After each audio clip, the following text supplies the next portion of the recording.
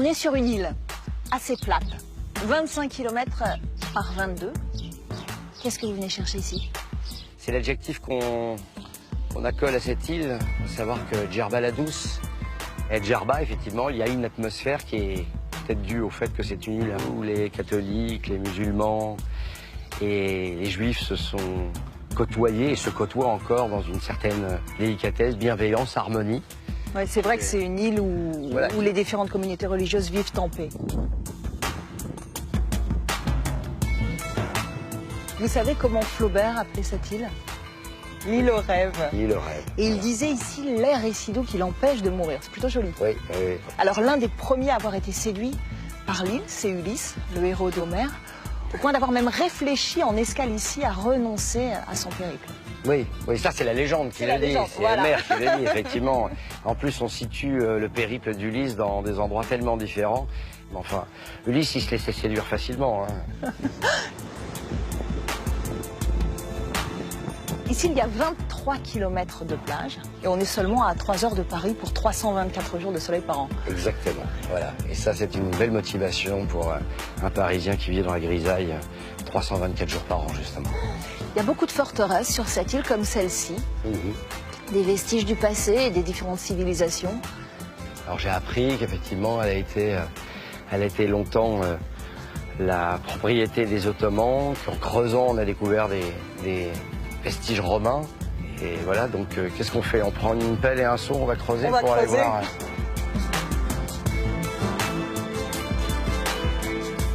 Vous l'aurez compris, nous sommes en Tunisie sur l'île de Djerba et je suis en compagnie de l'acteur, réalisateur, scénariste, producteur français, Bruno Solo. Bonjour Bruno. Bonjour Valérie. Alors vous êtes un peu comme Ulysse, un peu comme Flaubert, vous êtes tombé sous le charme de cette île. On va aller faire quelques découvertes culturelles ensemble? Absolument, je vous suis.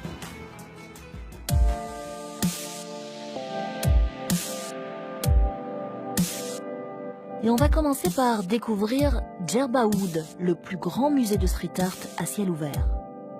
Durant l'été 2014, une centaine d'artistes graffeurs venus du monde entier a investi les lieux.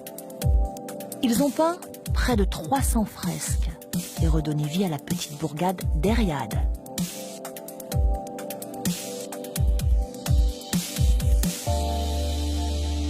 C'est le premier mur qui a été tagué dans le village? Alors c'est pas le premier, mais c'est un des premiers murs qui a été tagué. Il a été tagué par Zepha en faisant un mur en partie recouvert de gomme que les enfants se sont amusés à gratter avec leurs doigts et découvrir en fait l'œuvre réelle sous cette gomme noire qui était recouverte sur le mur.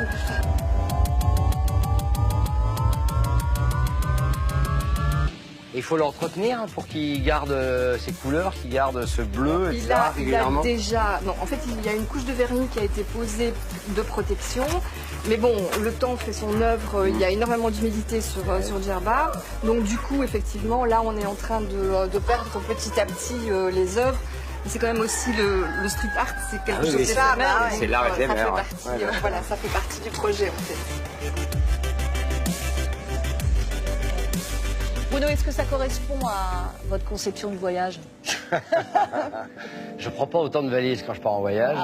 Mais en tout cas, l'idée, effectivement, d'un voyage où on se pose là où nos pas nous amènent et non pas avoir une destination précise, j'aime bien l'idée. Et puis la tête du chameau qui est représentée par une main qui est en action de peindre, j'aime bien ça. Oui, il est extraordinaire, ce dessin.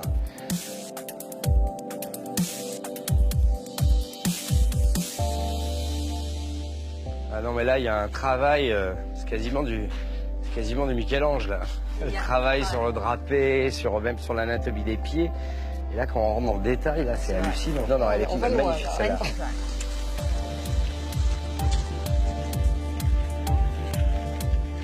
Est-ce que cette initiative artistique, elle a changé le destin du village ou pas? Est-ce que ça a changé quelque chose finalement? Alors, il y avait des gens qui le connaissaient de par la sérénité qui y règne, de par l'architecture. Ça n'a pas provoqué des protestations non plus, où il y avait des gens qui ont trouvé que c'était une ingérence? Absolument pas, non, ça non. Je pense que c'est vraiment un pays accueillant, voilà, tout le monde est le bienvenu et on se respecte les uns les autres.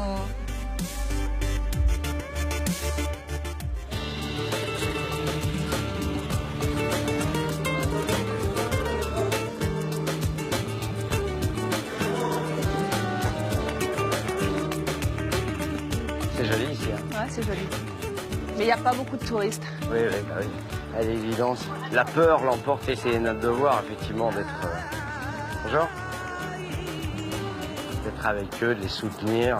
Le meilleur moyen de combattre, effectivement, l'obscurantisme, c'est de leur montrer que on reste debout et que, voilà, l'être humain, l'individu, il l'emportera sur la barbarie et voilà.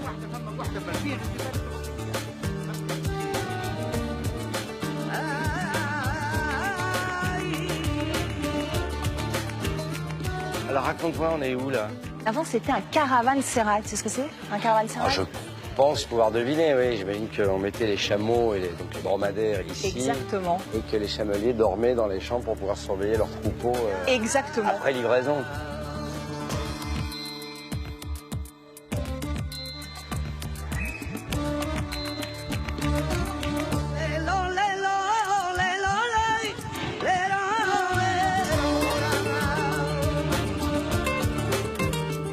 Alors Bruno, vous avez rencontré le succès au cinéma avec La Vérité si je mens, à la télévision avec Caméra Café, mais je crois que c'est pas arrivé comme ça du jour au lendemain. Parlez-nous un peu de vos débuts. Il n'y a rien qui arrive du jour au lendemain. Il faut batailler pour persuader les autres que vous êtes effectivement fait pour ce métier. Et au bout de 8-9 ans de bonne galère, il n'y avait plus que moi qui était convaincu, même mes amis proches, qui sont toujours mes amis aujourd'hui, et mes parents, ils commençaient à envisager l'idée que je cherche autre chose. Et puis après, un concours de circonstances, de rencontres heureuses, de ténacité sans aucun doute de ma part. Et puis voilà, ça a commencé en 1989. Bruno, qu'est-ce que c'est que ces lunettes de flambeur? Eh bien, j'ai tenté de séduire la sœur de Schwarzenegger. Ah et là là là là. il manque d'humour. Oh là là là là. Oh oui. Il manque d'humour. De ce jour-là, je n'ai jamais cessé de travailler. Très vite, je me suis dit, c'est trop bon et c'est évident que ça va s'arrêter. Donc c'est là que j'ai commencé à me diversifier, à envisager d'écrire. Et puis aussi après, je me suis dit, il faut que je produise. J'ai pas eu beaucoup de trous dans ma vie. Et ça m'a appris à être tenace. Et je pense que vous pensez à la Caméra Café, que j'ai présenté en 1994 avec Yvan, à différentes chaînes, à différents producteurs, et qui n'a été à l'antenne qu'en 2001. Caméra Café, c'est la parodie en 7 minutes de l'horrible vie de bureau. Vous êtes Hervé Dumont, un syndicaliste qui n'hésite pas à arrêter une grève dès que le patron lui glisse un petit bac chiche. Qu'est-ce qui vous a inspiré?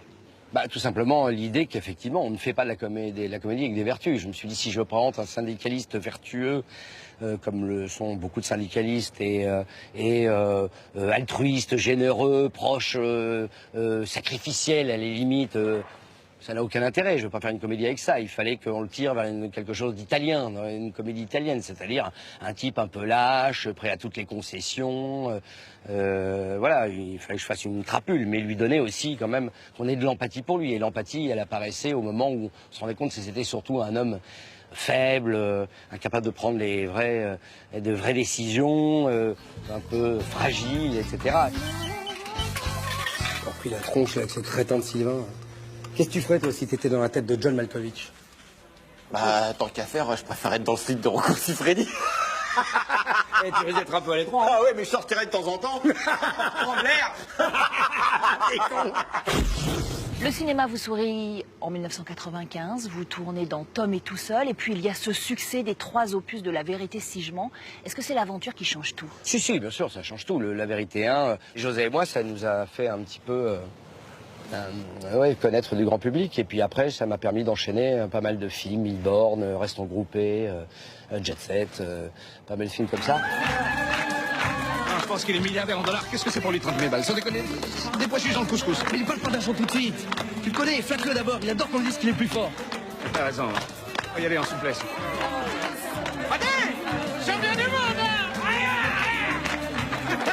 Alors aujourd'hui, vous avez plusieurs cordes à votre arc. Vous êtes comédien, scénariste, réalisateur, producteur.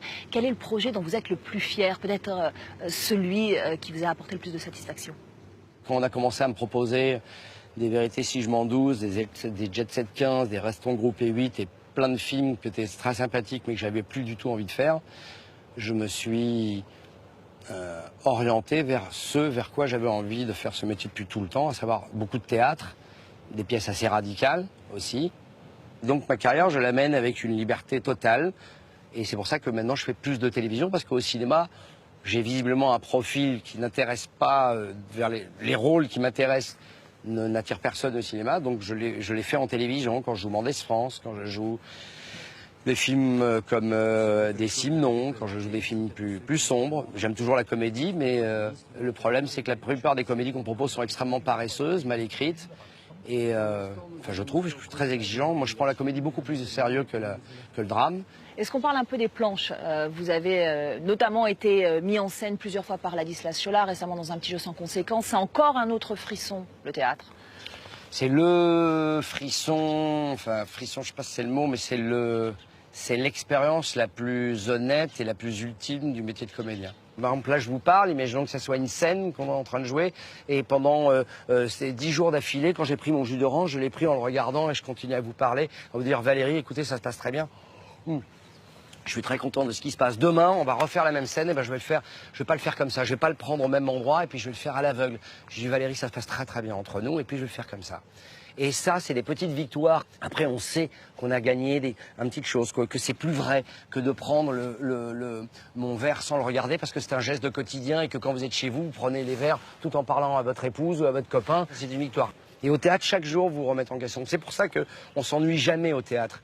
Mon fric! Ton fric à toi, putain, je sais, ça va. Ce plancher, les placards, tout ce qui est dans cette putain de maison est à moi. Et toi, tu toucheras pas Pelleman, compris? Direction à présent le sud-ouest de l'île, à la rencontre de l'artiste peintre Tahar Mguedmini. Il a fait ses classes aux Beaux-Arts à Paris, a vécu un peu en Suisse. Finalement, il est revenu sur sa terre natale pour y vivre sa passion. Bonjour Valérie. Merci. Merci à vous de me recevoir.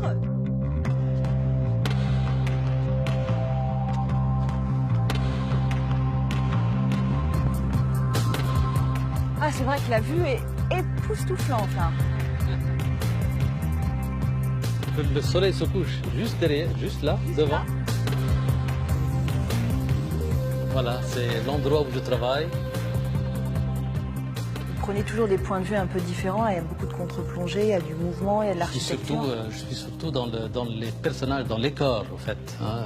Je peins beaucoup de corps en mouvement. Hein. L'architecture aussi est importante. Les éléments architecturaux sont très importants pour moi, du fait que je vis ici, dans cette île, qui a une tradition architecturale importante, hein, ancienne. Moi, j'aimerais que vous me parliez un petit peu de la position de l'artiste en Tunisie. Est-ce que les artistes peuvent s'exprimer plus librement depuis la révolution de Jasmin? Oui, bien avant la révolution, les artistes étaient, comme le peuple hein, de ce pays, étaient muselés. Et juste après la révolution, eh ben, on peut dire que les langues se sont déliées. Et puis, les artistes ont commencé à s'exprimer librement, tant à travers la parole qu'à travers les arts plastiques, à travers la culture d'une manière générale. C'est vrai qu'il y a une liberté créative qui n'a demandé qu'à s'exprimer au lendemain de la Révolution, mais qui a été la cible des forces obscurantistes. Il y a eu, il y a quelques années, pendant une exposition au Palais Abdelali à Tunis, une exposition d'art contemporain, et cette exposition a été saccagée la nuit par des salafistes, par des extrémistes. Beaucoup d'artistes ont été menacés, beaucoup sont partis aussi, et donc moi je reste. Moi comme beaucoup d'autres reste, et puis je ne veux pas céder. Je ne veux pas céder. Je suis là et je continue mon petit chemin. Voilà. Est-ce que cette liberté qui a soufflé sur la Tunisie au lendemain de la Révolution a fait évoluer ta façon de peindre, la façon dont tu travailles aujourd'hui sur la toile? Je ne peux pas ne pas être témoin de ce qui se passe dans ce pays. Je me place comme un peintre du corps en mouvement, et je peins ces personnages-là en errance un petit peu. Hein, je peins leurs ombres, leurs traces, hein, et je peins leur vie finalement. Au début de cette émission, on est allé visiter Djerbaouz, on a vu tous ces graphes qui ornent les murs de ce village. Vous, je crois que vous n'avez pas été convié, mais vous avez absolument tenu à laisser votre empreinte sur ces murs. Ben, ça s'est passé d'une manière très spontanée, dans le sens où j'ai pris mes quelques couleurs, j'ai pris mes seaux un soir. Vous y êtes allé? Et je suis allé. Alors ce graffiti, il a été recouvert avec les années?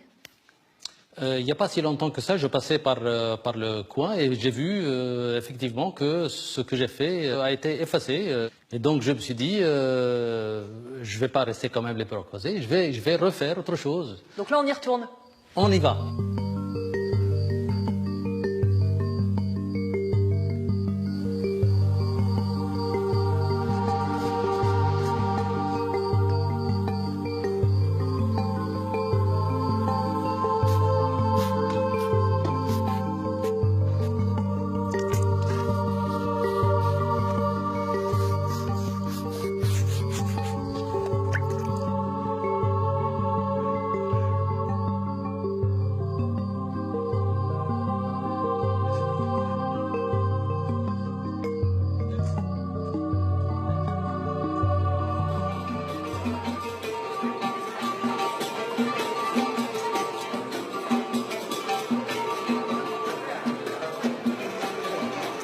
Voilà, c'est la fin de ce Djerba des Arts. Vous pouvez bien sûr retrouver cette émission sur notre site internet france24.com.